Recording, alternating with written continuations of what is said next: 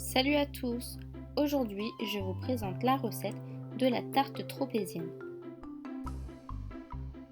Pour commencer cette tarte, on aura besoin d'une brioche. Ici, j'ai effectué une brioche Nanterre. Pour réaliser cette brioche, il nous faudra 350 g de farine, 5 gros œufs, 35 g de sucre, 7 g de sel, 15 g de levure sèche et 175 g de beurre. Allez, c'est parti pour la réalisation de la pâte à brioche. Dans cette vidéo, je n'ai pas détaillé la confection de la brioche, sinon la vidéo aurait été trop longue. Je vous mets le lien de la brioche Nanterre en haut de la vidéo.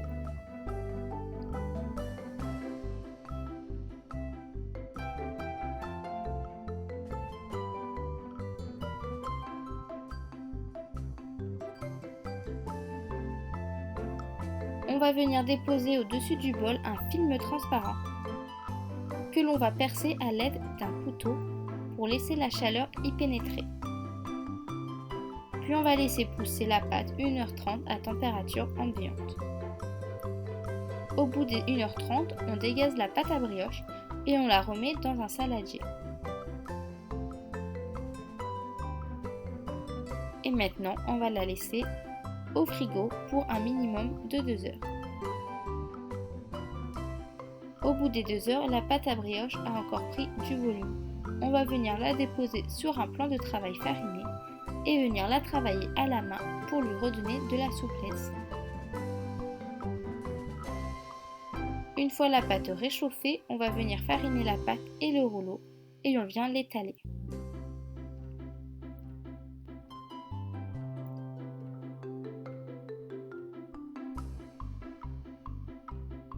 Je prends ici mon sac de 25 cm de diamètre.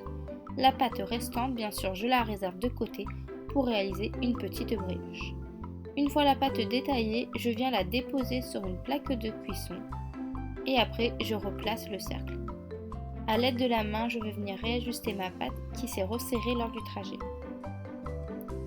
Le mieux, c'est de la découper directement sur la plaque de cuisson, comme ça il n'y aura pas de souci de pâte.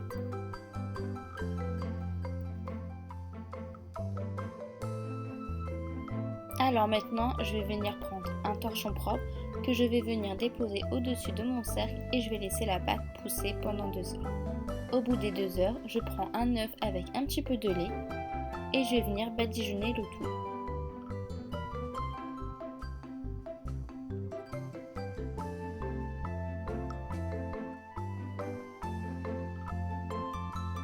Ensuite, je vais prendre du sucre perlé que je vais venir y déposer tout au-dessus de la pâte à brioche.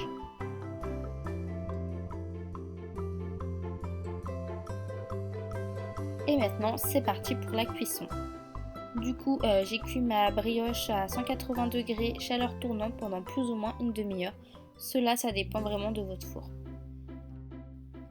Au bout des 30 minutes de cuisson, je laisse ma brioche refroidir, puis je passe une lame de couteau entre ma brioche et le cercle.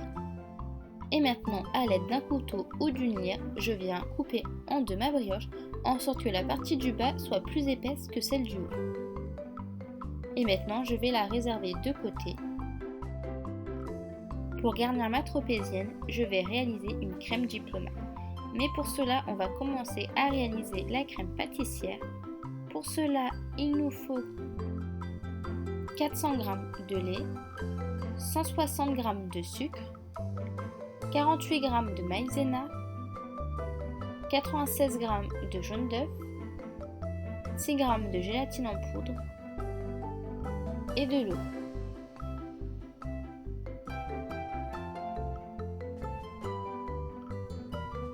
Pour commencer, on va prendre l'eau et on va venir y ajouter la gélatine en poudre. On va remuer un petit peu le tout, puis on va mettre ça de côté pour laisser prendre la gélatine. Pendant ce temps, dans une casserole, on va venir mettre le lait et le sucre. On va mettre ça à feu fort pour faire bouillir. Dans un saladier, je vais venir y ajouter les jaunes d'œufs avec la maïzena. Je vais mélanger le tout pour homogénéiser.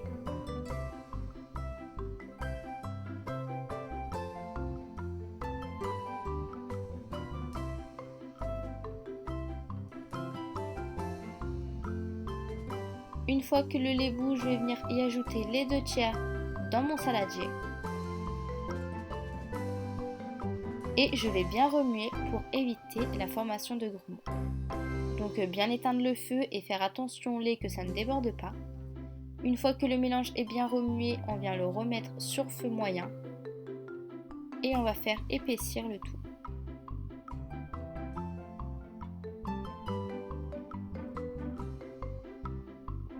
Une fois que la crème a bien épaissi, on vient la déposer dans un saladier.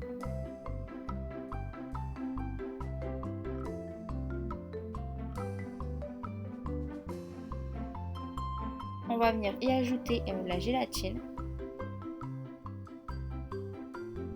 et on remue le tout.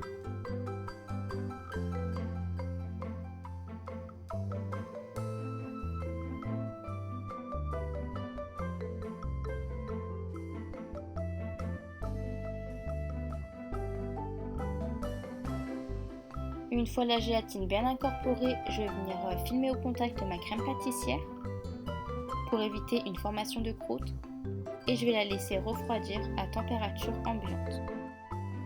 On va pouvoir s'attaquer maintenant à la crème diplomate. Donc pour réaliser la crème diplomate, il nous faudra bien sûr la crème pâtissière qui a refroidi, 400 g de crème liquide, 30% de matière grasse minimum et 40 g de sucre glace. Dans un saladier, on va venir y ajouter la crème liquide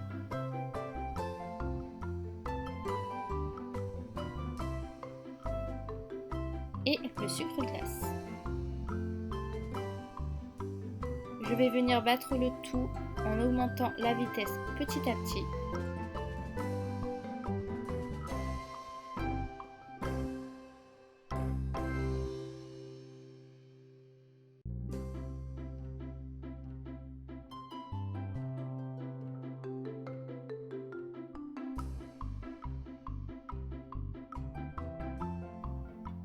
Quand vous obtenez un bec d'oiseau, la crème chantilly est prête.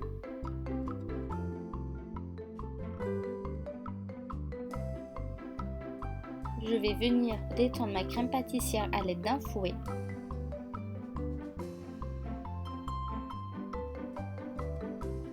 Puis je vais venir y ajouter la crème chantilly petit à petit.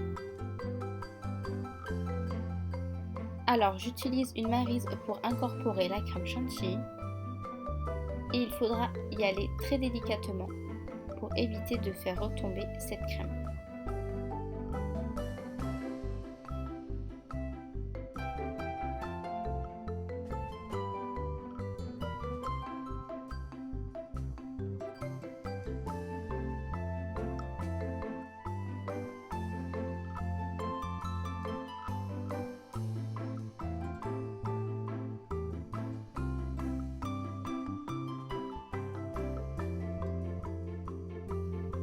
Une fois ma crème diplomate terminée, je vais venir m'attaquer au montage.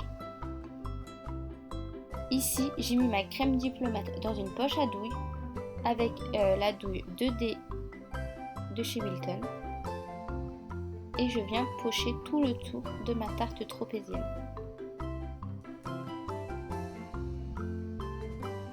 Une fois le tour terminé, je vais venir également la pocher à l'intérieur. Alors ici, j'ai utilisé une 2D de chez Wilton, mais bien sûr, vous pouvez utiliser la douille que vous voulez, que ce soit une douille ronde ou une autre douille.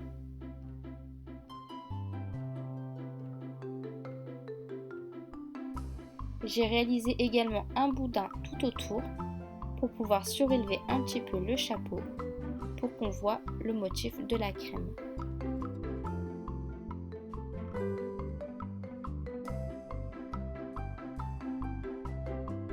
Une fois tout le boudin poché, je vais venir mettre maintenant le chapeau de ma tarte tropézienne.